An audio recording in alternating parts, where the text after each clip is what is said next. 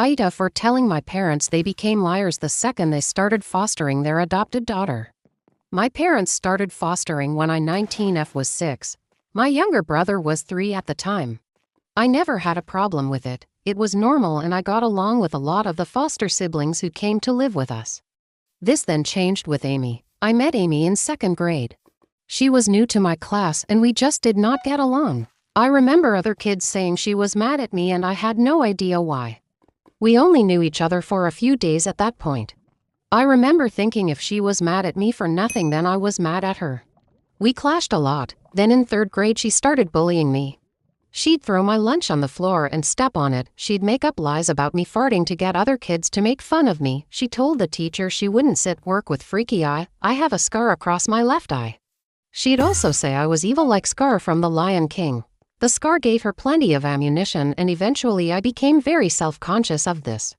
My parents knew about the bullying and they were called in to speak to teachers and the principal over the bullying. Turns out Amy was a foster kid. Guess who decided to take her in? My parents. We were 10. My parents decided to adopt her. My parents were asked how I felt about it by a lot of people. They lied and said I was good with it and I was excited to help Amy and get along with her better. It was a lie. I screamed the house down when I found out and begged my parents not to. My brother didn't like Amy either. She had used him against me so many times at school and he knew about it.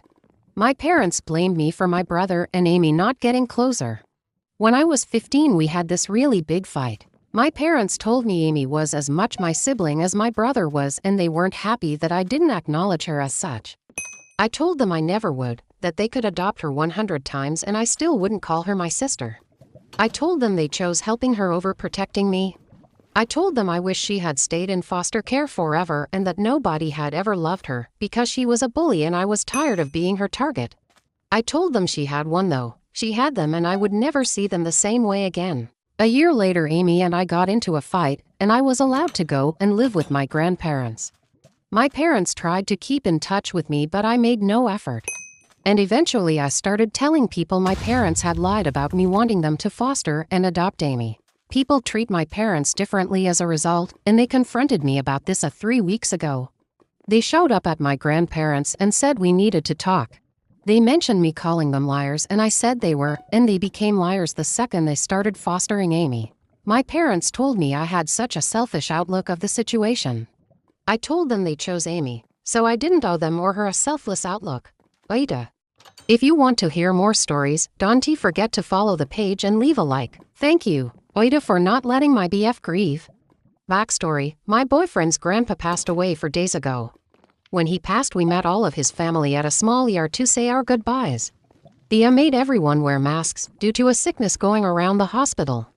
So 2 days ago I started to feel really bad body aches, sore throat, etc. Keep in mind I'm 18 weeks pregnant.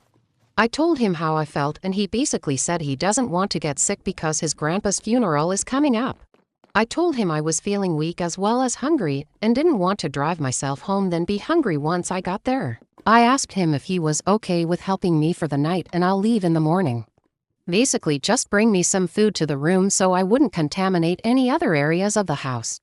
He told me he had a lot on his mind and wasn't in the right headspace to help me. So I told him I understand and left. When I got home I made something small to eat then went to sleep. Yesterday morning he calls and checks on me. I tell him how I feel more sick than when I left. He just says okay. The rest of the day he has family over until about 3 a.m. just offering their condolences and keeping his family company. Around 4 p.m. I called and asked him for help to see if he could bring me something to eat because all I had the strength to get myself were just snacks like chips, cereal. No real meals, and I wanted to make sure I had enough in me for the baby. He basically brushed me off saying he has no idea how he could help and said I was selfish for not thinking about him grieving and how he was stressed and had a million things on his mind. He also told me that I was being evil because I said he wasn't helping me at all. After that I just hung up. He called me at 3 a.m. when everyone left to sleep on the phone with me but hung up 20 minutes later, said he would call back but didn't. Now I don't want to speak to him at all, but don't want to cause him more stress when he's already sad about his grandpa. I want to know if I'm an off for not respecting his time for grieving. Also, would I be an off for not talking to him today? I know how it feels to lose your grandpa when you're so close with him. But at the same time, I just asked for a little bit of help and don't feel like I was asking him for a lot. Most medications you can't take during pregnancy because they have bad side effects for the fetus. So I've just been waiting it out and he knows that as well. Update: it's been decided I am the here and that is fine.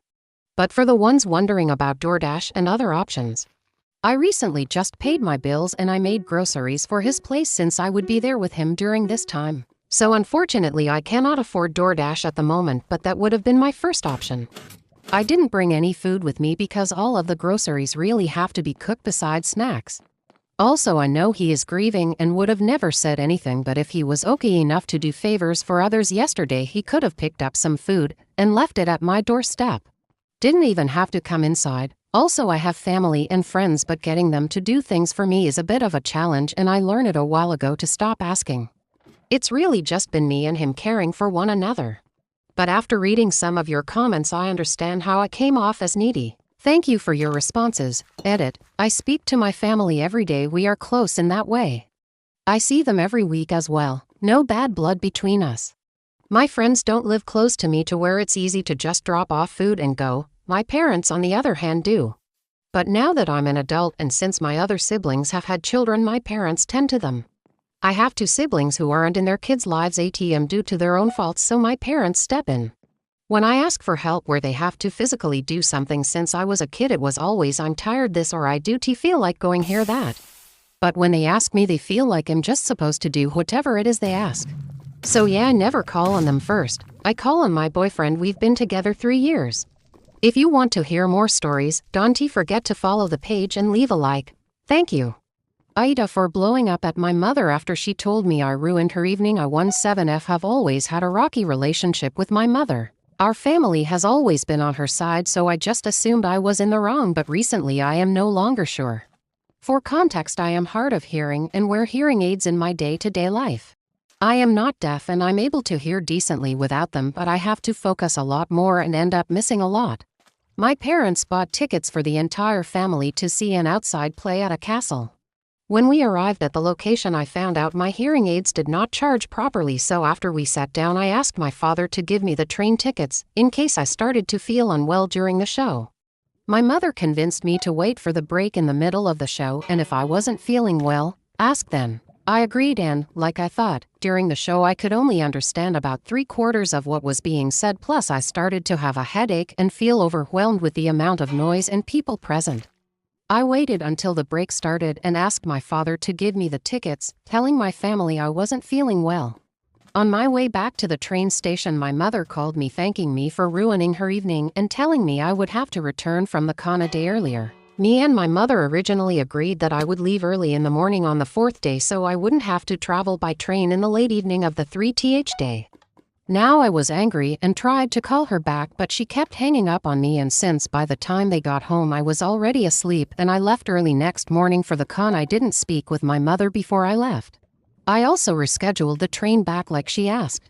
Now this is the part where I might have been an asshole. While at the con, my mother called me in a sweet tone asking me why I didn't call her when I arrived. I was really angry, so I simply told her I didn't want to ruin your day. She was baffled and proceeded to tell me to call her next day and hang up on me. She then sent me a long text about how I lost the right to leave the con when I wanted to because I left midway through the show, something we never agreed to. How I didn't properly clean my room. She herself confirmed my room was clean a day before I left, and how I didn't properly show her what I was bringing with me. I showed her everything the day before. She just left my room pissed off because she kept insisting I bring more shirts despite me telling her I was gonna be in cosplay the entire con, so I only needed something to wear on the way back and some pajamas.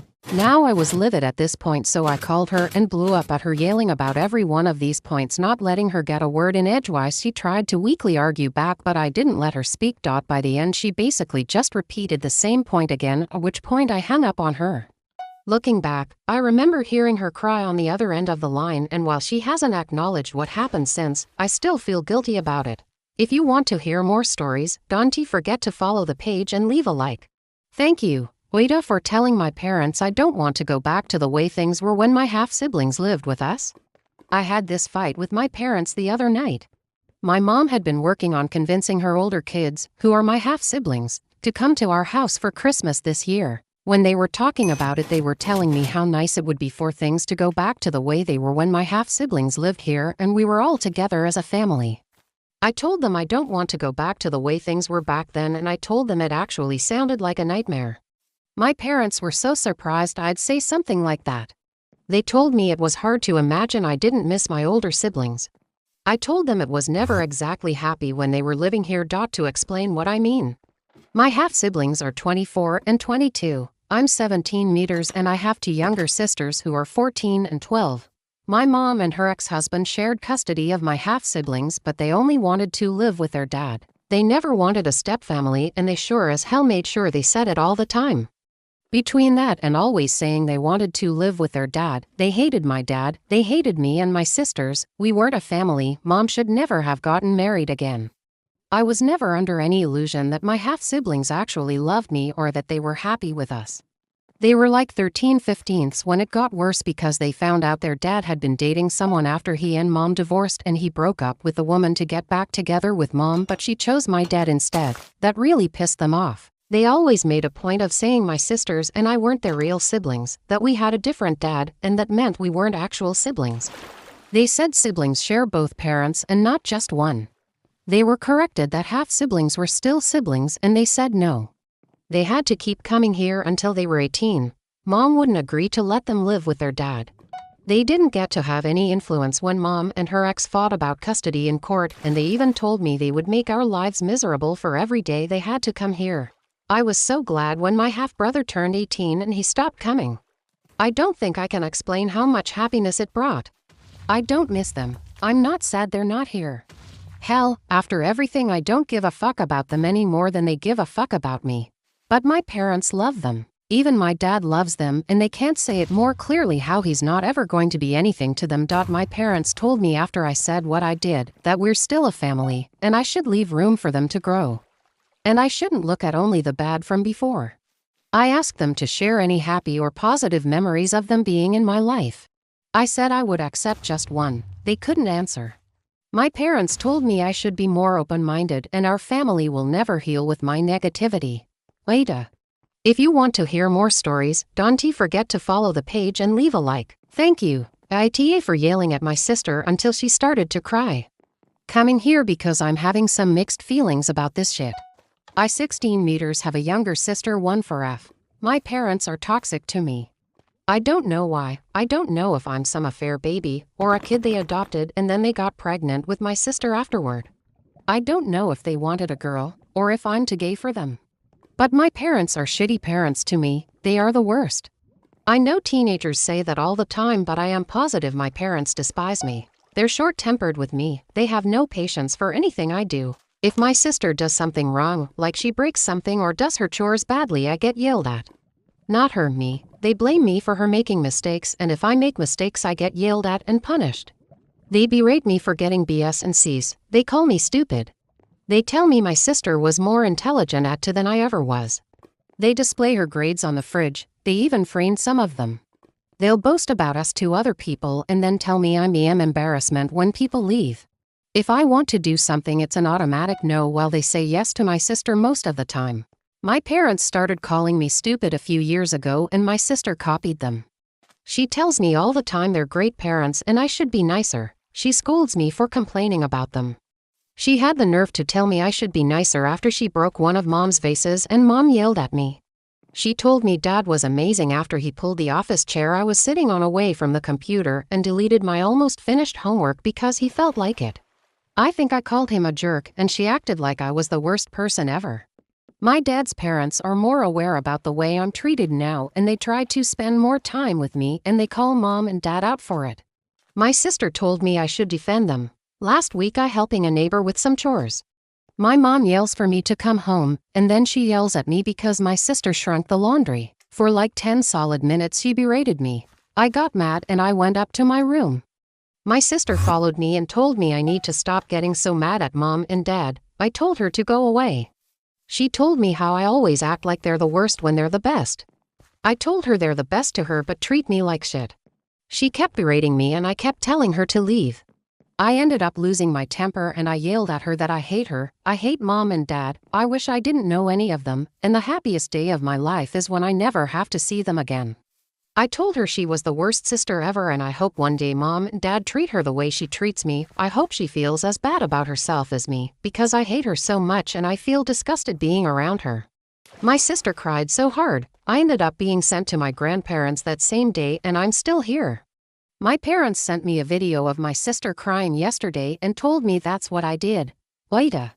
If you want to hear more stories, don't forget to follow the page and leave a like. Thank you.